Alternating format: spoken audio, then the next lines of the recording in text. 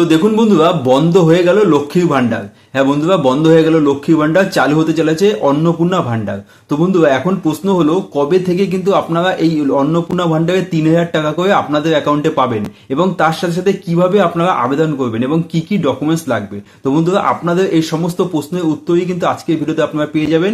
ভিডিওটা কিন্তু অত্যন্ত গুরুত্বপূর্ণ হতে চলেছে আপনাদের সকলের জন্য। তো আশা করবো আপনারা কিন্তু সকলেই আমার সঙ্গে শেষ অবধি থাকবেন, এবং তার সাথে সাথে অবশ্যই ভিডিওটিকে বেশি বেশি করে শেয়ার করে দেবেন যাতে সকলেই এই তথ্যটি জানতে পারে। চ্যানেলে যদি নতুন হয়ে থাকেন অবশ্যই চ্যানেলটিকে সাবস্ক্রাইব করে পাশে থাকা বেল আইকনটিকে প্রেস করে অল নোটিফিকেশনটিকে অন করে দেবেন এই ধরনের ইনফরমেশন সবার আগে পাওয়ার জন্য। ফেসবুক থেকে দেখে থাকলে অবশ্যই প্রোফাইলটিকে ফলো করে রাখবেন। তো বন্ধুরা দেখুন, এই যে অন্নপূর্ণা ভান্ডার চালু হচ্ছে, এর টাকাটাই 3,000 টাকাটা কবে থেকে আপনারা অ্যাকাউন্টে পাবেন। বন্ধুরা, আপনারা কিন্তু সকলেই জানেন বিজেপি কিন্তু যখন থেকে ভোটে লড়ছিল, মানে ভোটের আগের থেকে কিন্তু তারা তাদের সংকল্প পত্রে কিন্তু জানিয়ে দিয়েছিল, তারা কিন্তু প্রতিশ্রুতি দিয়েছিল এই যে লক্ষ্মী ভান্ডারের টাকা, যে জেনারেল কাস্ট মানে ওবিসি জেনারেল যারা 1500 টাকা করে পেতেন, এবং যারা দেখা যাচ্ছে তপশিলি জাতি উপজাতি যারা এসসি এসটি আছেন যারা কিনা 1700 টাকা করে পেতেন, এদের সকলকে কিন্তু 3,000 টাকা মানে ডবল করে দেওয়া হবে। সকলকে কিন্তু 3,000 টাকা করে দেওয়া হবে, এমনটাই কিন্তু প্রতিশ্রুতি বিজেপির তরফ থেকে দেওয়া হয়েছিল। তো বন্ধুরা, এখন কিন্তু দেখা যাচ্ছে বিধানসভা নির্বাচন শেষ হয়ে গেছে, এবং সেক্ষেত্রে কিন্তু বিজেপি বিপুল ভোটে জয়লাভ করেছে, এবং তারাই কিন্তু সরকার গঠন করবে। তো সেক্ষেত্রে কিন্তু এটাই আশা করা হচ্ছে। তো এখন কিন্তু এই যে লক্ষ্মী ভান্ডারটা চালু ছিল সেটা কিন্তু বন্ধ হয়ে তারা কিন্তু এই অন্নপূর্ণা ভান্ডারটাই চালু করবেন। এখন যেটা প্রথম প্রশ্ন সেটা হচ্ছে কবে থেকে আপনারা টাকাটা পাবেন। তো বন্ধুরা দেখুন, এই 9ই মে মানে আজই কিন্তু দেখা যাচ্ছে যে আমাদের পশ্চিমবঙ্গে কিন্তু নতুন মুখ্যমন্ত্রী শুভেন্দু অধিকারী কিন্তু নতুন মুখ্যমন্ত্রী হিসেবে শপথ গ্রহণ করবেন, এবং তার সঙ্গে সঙ্গে দেখা যাচ্ছে বিভিন্ন মন্ত্রীরাও কিন্তু আজই শপথ নেবেন। সেক্ষেত্রে কিন্তু এই যে লক্ষ্মী ভান্ডার যে প্রকল্পটা, এটা কিন্তু নারী এবং সমাজ কল্যাণ দপ্তরের আন্ডারে ছিল।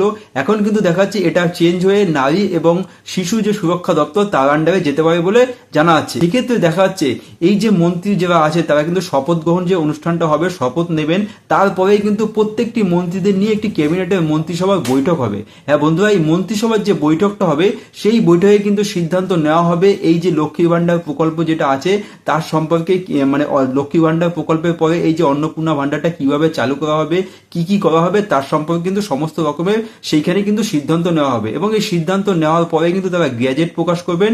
সেই গ্যাজেটের মাধ্যমে কিন্তু তারা পাবলিককে জানিয়ে দেবেন যে নতুন করে কোনো ডকুমেন্টস নেওয়া হবে কিনা, মানে নতুন করে অ্যাপ্লাই করা হবে কিনা, কিংবা দেখা যাচ্ছে আগে যারা যেভাবে ছিল সেভাবে টাকাটা দেওয়া হবে কিনা। তার সাথে সাথে কিন্তু দেখা যাচ্ছে এই যে টাকা সেটা কিন্তু বরাদ্দ করতে হবে। তার জন্য কি হবে, আপনারা আগেই জানেন যে বাজেট যে প্রকাশ হয়েছিল এই কিছুদিন আগে, যে অন্তর্বর্তী বাজেট কিন্তু প্রকাশ হয়েছিল, কিন্তু এখন কিন্তু এই বিধানসভা নির্বাচনের পরে কিন্তু সরকার গঠনের পরে কিন্তু পূর্ণাঙ্গ বাজেট গঠন হবে, এবং সেখানে কিন্তু এই টাকাটাও বরাদ্দ হবে।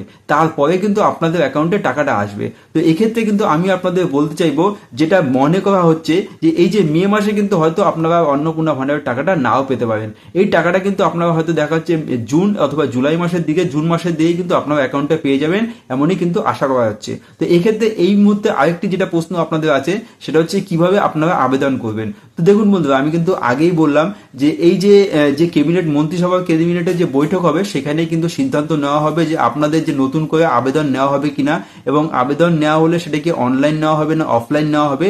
যেহেতু এটা কেন্দ্রীয় সরকারের প্রকল্প, সেই করতে যদি দেখা যায় যে আবেদন নতুন করে হয় তো অবশ্যই অনলাইন পদ্ধতি থাকবে। তো অনলাইন পদ্ধতিতে যদি আবেদন হয়, আমি কিন্তু আপনারা কিন্তু আমার এই channel smart life with Tridip এবং আমার এই প্রোফাইল ত্রিদীপ ভূমিকে কিন্তু আপনারা সমস্ত কিছু বিস্তারিত জানতে পারবেন যখন এই ধরনের আপডেট আসবে। তার জন্য কিন্তু অবশ্যই ফলো করে বা চ্যানেলটিকে সাবস্ক্রাইব করে রাখবেন। তো আমি আপনাদের যেটা বলছিলাম যে যদি অনলাইন হোক বা অফলাইন হোক সেভাবে কিন্তু সেটা কিন্তু মন্ত্রিসভার যে বৈঠক হবে সেখানে কিন্তু সিদ্ধান্ত নেওয়া হবে। তো এই বিষয়ে কিন্তু এখনো পর্যন্ত ধোঁয়াশা হয়েছে যে কি হবে। আর যদি ডাইরেক্ট অ্যাকাউন্টে টাকাটা দিয়ে দেওয়া হয়, মানে এতদিন যেভাবে লক্ষ্মী ভান্ডারের টাকাটা দেওয়া হয়েছিল সেক্ষেত্রে তো কোনো অসুবিধাই নেই, তাহলে কিন্তু তাড়াতাড়ি আপনারা আপনাদের অ্যাকাউন্টে টাকাটা পেয়ে যাবেন। তো এই পর্যন্ত আপনারা বুঝতে পারলেন। এখন প্রশ্ন হলো যে কি কি ডকুমেন্ট লাগবে যদি অনলাইন বা অফলাইন নতুন করে আবেদন হয়, তো সেক্ষেত্রে কি কি ডকুমেন্টস লাগবে। তো এক্ষেত্রেও কিন্তু একটি ধোঁয়াশা হয়ে গেছে। আমি আপনাদের আগেই বললাম এই মন্ত্রিসভার বৈঠকে কিন্তু সমস্তটা যেটা আছে গ্যাজেট প্রকাশ হবে, এবং সেখানেই কিন্তু সম্পূর্ণ বিস্তারিত জানা যাবে। তবুও আমি আপনাদের বলে রাখবো, যদি নতুন করে অ্যাপ্লাই হয় সেক্ষেত্রে কিন্তু আপনাদের দেখা যাচ্ছে ভোটার কার্ড, আধার কার্ড, আপনাদের পাসপোর্ট সাইজ ছবি এবং ব্যাংকের যে পাস বই তার জেরক্স, এগুলো কিন্তু আপনারা জোগাড় করে রাখতে পারেন। সাধারণত এই সমস্ত ডকুমেন্টস আপনাদের সকলেরই আছে এবং এগুলোই লাগতে পারে যদি নতুন করে অ্যাপ্লাই হয়। তো বন্ধুরা আশা করি আপনারা এই সম্পর্কিত সমস্ত যে প্রশ্ন আছে সেগুলোর উত্তর পেয়ে গেলেন, এবং তার সাথে সাথে এই যে আমি যেটা বললাম মন্ত্রিসভায় গেজেটের যে প্রকাশ হবে সেখানে কি কি ধরনের সেখানে সিদ্ধান্ত নেওয়া হবে এবং আপনাদের নতুন করে অ্যাপ্লাই করতে হবে না এবং কি ক্রাইটেরিয়া থাকছে, এই সম্পূর্ণ বিস্তারিত যদি আপনারা জানতে চান তাহলে কিন্তু আমার এই যে প্রোফাইল আছে সেটিকে অবশ্যই কিন্তু ফলো করে রাখবেন, তার কারণ সবার প্রথমে কিন্তু আপনারা এই ধরনের আপডেটগুলো এখানেই পেয়ে যাবেন। তো বন্ধুরা ভিডিওটিকে একটি লাইক দিয়ে বেশি বেশি করে শেয়ার করে দেবেন, সকলের কাছে যাতে পৌঁছে যায়। ধন্যবাদ।